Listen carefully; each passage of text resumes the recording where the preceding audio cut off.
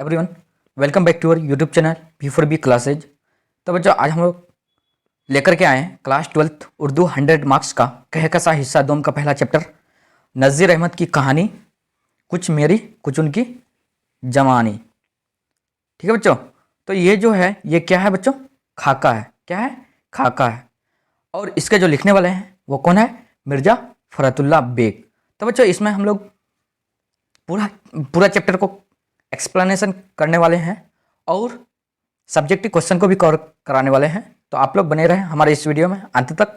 और वीडियो पसंद आए तो वीडियो को लाइक, कमेंट और ज़्यादा से ज़्यादा शेयर कीजिए और साथ ही साथ चैनल को भी सब्सक्राइब कर दीजिए ताकि आने वाले वीडियो का नोटिफिकेशन सबसे पहले आप तक पहुँचे। तो चलते हैं बच्चों आगे की ओर। तो नज़ीर अहमद की कहानी, कुछ मेरी कुछ उनकी जवानी। ये क्या है बच्चों? ये खाका है। क्या है आपका? खाका है। और इसके जो लिखने वाले हैं वो कौन है? मिर्ज़ा फ़रतुल्लाह बेग। कौन है? मिर्ज़ा फ़रतुल्लाह बेग। देखिए, मिर्ज़ा फ़रतुल्लाह बेग जो थे वो नज़ीर अहमद का शागिर्द थे और नज़ीर अहमद मिर्ज़ा फ़रतुल्लाह बेग के क्या थे? उस्ताद थे। तो फिर चलते हैं आगे की ओर। आगे है कि खाका, इसमें बात करेंगे खाका किसे कहते हैं। देखिए, किसी शख्सियत की तहरीरी तस्वीर कसी ही खाका निगारी है। किसी शख्सियत की तहरीरी तस्वीर कसी ही खाका निगारी है। अब हम लोग बात करेंगे कि मिर्ज़ा फ़रतुल्लाह बेग के बारे में। इसका असल नाम क्या है? वालिद का नाम, दादा का नाम, कब पैदाइश हुआ, कब वफ़ात हुआ, कहाँ वफ़ात हुआ, इनके वालदा का नाम क्या, इनके फूफी का नाम क्या, ये बात करते हैं।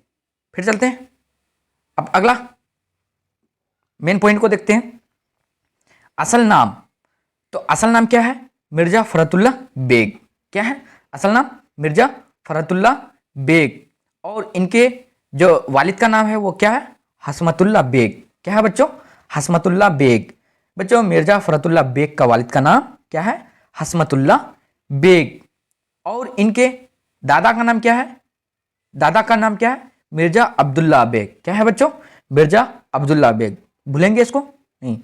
फिर देखते हैं इनकी पैदाइश। तो मिर्ज़ा फ़रतुल्लाह बेग का पैदाइश कब हुआ? 1850 ईस्वी में। 1850 ईस्वी में। यह एक ऐतिहासिक दिन है। कैसे कि 1850 ईस्वी में कांग्रेस पार्टी की स्थापना हुई थी।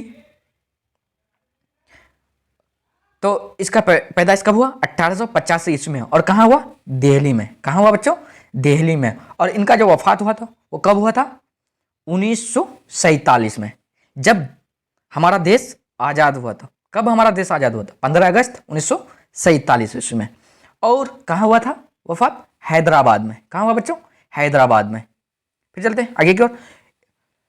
इनके वालदा का नाम है, मिर्ज़ा फ़रतुल्लाह बेग के वालदा का नाम क्या है? मुशर्रफ जहाँ। देखिए, इनके वालदा का नाम क्या है? मुशर्रफ जहाँ। देखिए, मिर्ज़ा फ़रतुल्लाह बेग की पैदाइश के 10 रोज बाद इनकी वालदा मुशर्रफ जहाँ बेगम जहाँ का इंतकाल हो गया। और इनका जो परवरिश हुआ उनके लाओलद और बेवा फूफी हुस्न जहाँ ने किया। और इनके फूफी का नाम क्या था? इनके फूफी का नाम है हुस्न जहाँ बेगम। क्या है बच्चों? हुस्न जहाँ बेगम। ये सब याद रखना है, भूलना नहीं है। अब देखते हैं मेन पॉइंट को। मैं मेन पॉइंट को स्टार देकर के समझा रहा हूं। मेन पॉइंट है कि परवरिश लावलद और बेवा फूफी। देखिए, लावलद किसको बोलते हैं? लावलद उनको बोलते हैं जिनका बच्चा नहीं होता है। जिनका बच्चा नहीं होता उनको लावलद बोलते हैं। तो परवरिश और लावलद और बेवा फूफी हुस्न जहाँ बेगम, हुस्न जहाँ बेगम ने ही की। सॉरी, यहाँ बेग हो गया, बेगम होगा। बेगम ने ही की। किसका परवरिश किया? मिर्ज़ा फ़रतुल्लाह बेग का परवरिश जो किया उनके फूफी हुस्न जहाँ बेगम ने ही की थी। फिर देखते हैं अगला पॉइंट को। अगला पॉइंट है कि मिर्ज़ा फ़रतुल्लाह बेग की शादी। क्या है बच्चों? मिर्ज़ा फ़रतुल्लाह बेग की शादी 1908 ईस्वी में उनके चचा साजिद बेग की लड़की। देखिए, मिर्ज़ा फ़रतुल्लाह बेग की शादी 1908 ईस्वी में उनके चचा साजिद बेग की लड़की नसीमा सुल्ताना से हुई। मिर्ज़ा फ़रतुल्लाह बेग का शादी कब और किसके साथ हुआ बच्चों? तो 1908 ईस्वी में उनके चचा साजिद बेग की लड़की नसीमा सुल्ताना से हुई। फिर देखते हैं अगला पॉइंट को। अगला पॉइंट है कि उर्दू का पहला बाज़ाब्ता खाका जो उर्दू का पहला बाज़ाब्ता खाका है वो क्या है? नज़ीर अहमद की कहानी, कुछ मेरी कुछ उनकी जवानी। अब आपको क्वेश्चन में दे सकता है कि उर्दू का पहला बाज़ाब्ता खाका कौन है, तो आपको लिखने होंगे कि उर्दू का पहला बाज़ाब्ता खाका नज़ीर अहमद की कहानी, कुछ मेरी कुछ उनकी जवानी है। अब फिर देखते हैं अगला पॉइंट को। अगला पॉइंट है उर्दू का पहला खाका निगार मिर्जा फरतुल्लाह बेग है। उर्दू का पहला बाज़ाब्ता खाका निगार कौन है बच्चों? मिर्जा फरतुल्लाह बेग है। कौन है बच्चों? मिर्जा फरतुल्लाह बेग है। तो बच्चों इस वीडियो को जरा सा भी स्किप नहीं करना है, क्योंकि जितने भी इसमें मेन पॉइंट है बीबीआई आपको पूरा चैप्टर को एक्सप्लेनेशन करने में बहुत ही सहयोगी करेंगे। फिर देखते हैं अगला पॉइंट को। अगला पॉइंट है कि डिप्टी नज़ीर अहमद फरतुल्लाह बेग के उस्ताद थे। डिप्टी नज़ीर अहमद फरतुल्लाह बेग के कौन थे बच्चों? उस्ताद थे। और फरतुल्लाह बेग डिप्टी नज़ीर अहमद के कौन थे? शागिर्द थे। फरतुल्लाह बेग के साथ मदरसे में मियाँ दानी पढ़ते थे। फरतुल्लाह बेग के साथ मदरसे में कौन? मियाँ दानी पढ़ते थे। तो मियाँ दानी कौन थे? उसके क्लास फ्रेंड थे। कौन थे? Class friend. उर्दू में बोलते हैं साथी, इंग्लिश में बोलते हैं क्लास फ्रेंड। फिर देखते हैं अगला पॉइंट को। अगला पॉइंट है कि नज़ीर अहमद का ताल्लुक सिर्फ नाविल निगार है। नज़ीर अहमद का ताल्लुक किससे है? सिर्फ नाविल निगार है। फिर अगला पॉइंट को देखते हैं। फरतुल्लाह बेग और मियाँ दानी, फरतुल्लाह बेग और मियाँ दानी डिप्टी नज़ीर अहमद के यहाँ तालीम हासिल करने जाते थे। तो देखिए बच्चों, फरतुल्लाह बेग और मियाँ दानी जो डिप्टी नज़ीर अहमद के यहाँ जाते थे, क्या करने जाते थे? तो फरतुल्लाह बेग और मियाँ दानी डिप्टी नज़ीर अहमद के यहाँ तालीम हासिल करने जाते थे। क्या करने? तालीम हासिल करने जाते थे। फिर देखते हैं अगला पॉइंट को। अगला पॉइंट है कि फरतुल्लाह बेग सिर्फ नहू में कमज़ोर होने के वजह से नज़ीर अहमद के यहाँ दौरान तदरीस शेर ख्वानी के दौरान अक्सर एराब की गलतियां करते थे। फरतुल्लाह बेग सिर्फ नहू में कमज़ोर थे, उन्हीं की वजह से नज़ीर अहमद के यहाँ दौरान तदरीस शेर ख्वानी के दौरान अक्सर वो एराब की गलतियां करते थे। किसका गलतियां करते थे? अक्सर वो एराब की गलतियां करते थे। तो बच्चों फिर हम लोग आगे बात करेंगे मुख्तसर गुफ्तगू, जो शॉर्ट क्वेश्चन के बारे में। शॉर्ट क्वेश्चन सब्जेक्टिव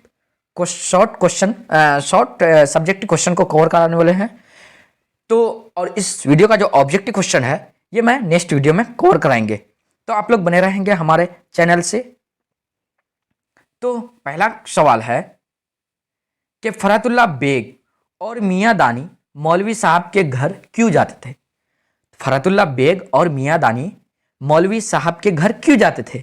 तो जवाब है फरतुल्लाह बेग और मियाँ दानी मौलवी नज़ीर अहमद, मौलवी साहब बोलने का या मुराद है नज़ीर अहमद के यहाँ तालीम हासिल करने जाते थे। आपका क्वेश्चन आएगा कि फरतुल्लाह बेग और मियाँ दानी मौलवी साहब के घर क्यों जाते थे? तो फरतुल्लाह बेग और मियाँ दानी मौलवी साहब के घर तालीम हासिल करने जाते थे। अब फिर बच्चों देखते हैं अगला सवाल को। अगला सवाल है, सवाल नंबर 2 है कि किस अरबी शायर से मुताल्लिक सबक को पढ़ाने के दौरान मियाँ रजा की छुट्टी हो गई? किस अरबी शायर से मुताल्लिक सबक को पढ़ाने के दौरान मियाँ रजा की छुट्टी हो गई? इसका जो जवाब है फरतुल्लाह बेग और मियाँ रजा। फरतुल्लाह बेग और मियाँ रजा नज़ीर अहमद के यहाँ अरबी जबान के मशहूर शायर कौन? मशहूर शायर मुतनब्बी के दीवान, कौन? मुतनब्बी के दीवाने मुतनब्बी को पढ़ रहे थे। अशआर में एराब ना होने की वजह से, अशआर में एराब ना होने की वजह से मियाँ रजा ने एराब गलत पढ़ दिया। देखिए, अशआर में एराब ना होने की वजह से मियाँ रजा ने एराब गलत पढ़ दिया, जिस पर नज़ीर अहमद चिराग पा हो गए। चिराग पा होने का मतलब है गुस्सा, मुहावरा है। चिराग पा हो गए, क्या हो गए? गुस्सा हो गए और मियाँ रजा को मियाँ रजा को दर्स से निकाल दिया। क्या किया बच्चों? मियाँ रजा को दर्स से निकाल दिया। अब फिर देखते हैं अगला क्वेश्चन को, सवाल को। अगला सवाल है कि फरहतुल्लाह बेग शेरख्वानी में किस तरह की गलतियां करते थे। तो देखिए फरहतुल्लाह बेग जो शेरख्वानी में गलतियां करते थे, तो फरहतुल्लाह बेग सर्फ और नहू में कमजोर थे। क्या थे? कमजोर थे। किसमें? सर्फ और नहू में कमजोर थे। इसी वजह से दौरान असबाक नजीर अहमद के यहाँ एराब की बहुत गलतियां करते थे, क्योंकि फरहतुल्लाह बेग जो थे वो सर्फ और नहू में कमजोर थे। इसी वजह से दौरान असबाक नजीर अहमद के यहाँ एराब की बहुत गलतियां करते थे। फिर देखते हैं अगला सवाल को।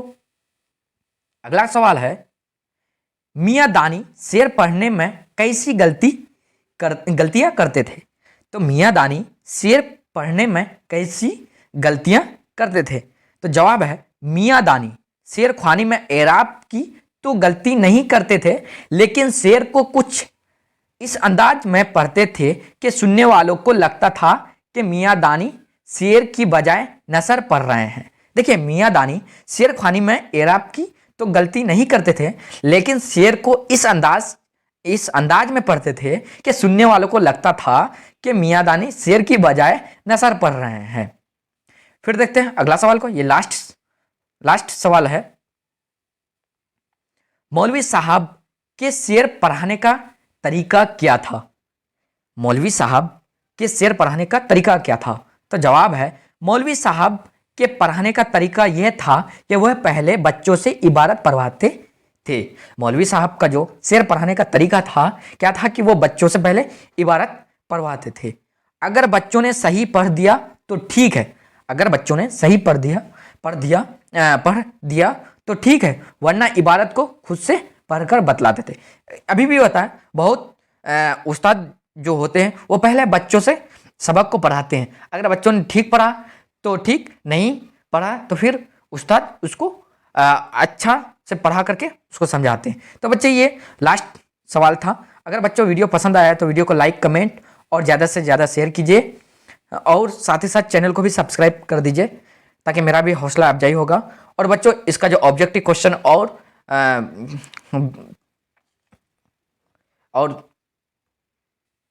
इसका जो ऑब्जेक्टिव क्वेश्चन है वो नेक्स्ट वीडियो में कवर कराएंगे। तो फिर मिलते हैं बच्चों नेक्स्ट वीडियो में।